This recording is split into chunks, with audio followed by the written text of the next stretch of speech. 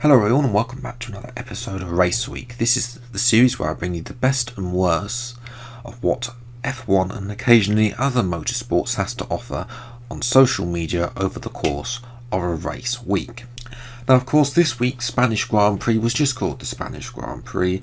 Unlike Italy and going along with Portugal, Spain also has far too many tourists and is quite keen to deport as many as humanly possible.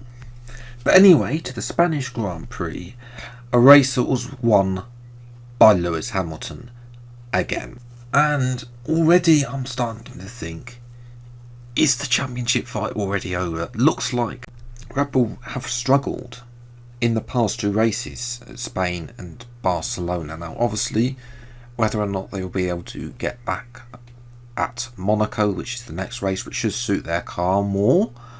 But nevertheless, the thing is that Hamilton has 3 wins to Verstappen's 1, and if you were to say to people in pre-season testing where Mercedes were on the back foot, they were struggling for pace at times and the car was very twitchy on the rear end, and now we've got the fact that the wind at both previous Grand Prix has caused issues for Red Bull.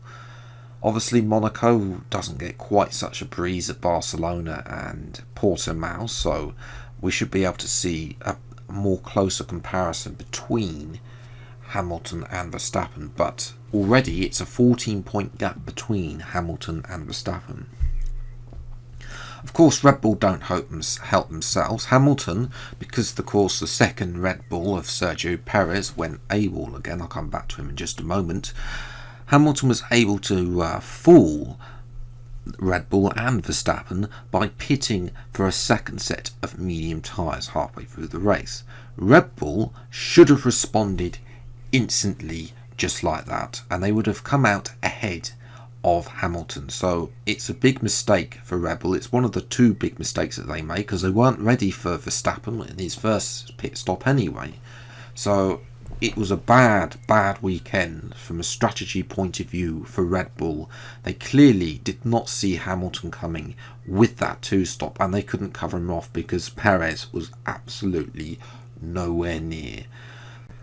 Now we already know that the relationship between Sergio Perez and Dr. Helmut Marko isn't exactly, friendly, I should say. There's already been harsh words there already.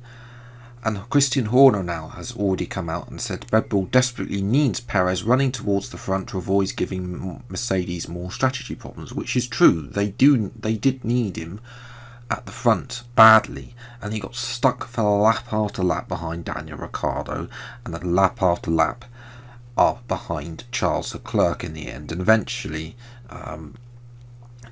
didn't even manage to get 4th place. So yeah, it's an interesting time for Checo.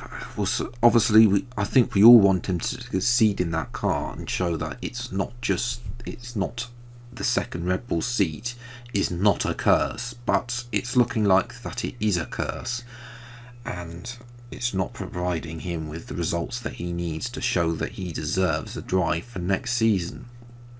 Bearing in mind there are multiple drivers available for 2022 that would probably say maybe yes to having a drive in that Red Bull, but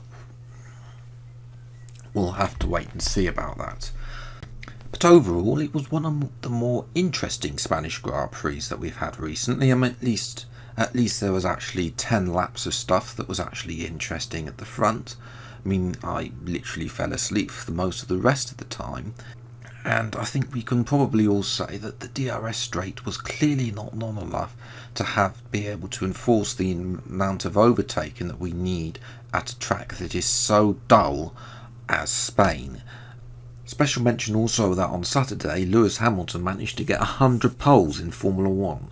100. 3 figures. I don't think we're ever going to see anybody else match that for a very long time, if ever, in Formula 1 history. So there's a little bit of history there at the Spanish Grand Prix over the weekend. I don't even have Senna, even though obviously Senna had raced in a lot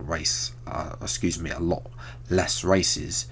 he still didn't have as high as pole ratio as Lewis Hamilton. So Hamilton definitely putting it on pole, 100 poles. Congratulations to him. I am stupid. I am stupid. Now it's time for I Am Stupid. This is the segment of the show where we take a look at somebody who's done something really stupid over the course of a race weekend. And I think it's time now that, we've put a couple of people in there now, different people. I think it's time that we have our first repeat winner of this I Am Stupid award. And yes, ladies and gentlemen, the first repeat winner is Nikita Mazepin. For this, I don't even know what he was doing, blocking Lance Stroll in qualifying. What on earth did he think he's doing? He's not even on a fast lap. He's in the slowest car as well. That car has got the pace of a dustbin compared to the Mercedes. But, of course, Mazepin got a 3-place grid penalty for that. Of course, motorsport.com quickly were to point out that his P20 qualifying result would put him back from P20 to P20. There was even more bizarre news, the fact that Nikita Mazepin somehow managed to get himself as the 4th most voted driver of the day. Yes, even ahead of the likes of Pierre Gasly, who had 2 poor pit stops. Yes, 2 poor pit stops, including a penalty as well, and still managed to get in the points. So, yes. And that's pretty much where I'm going to round it up for today's episode of Race Week. If you have enjoyed, leave a like, subscribe to the channel if you're new, see plenty more episodes of Race Week as and when they come out.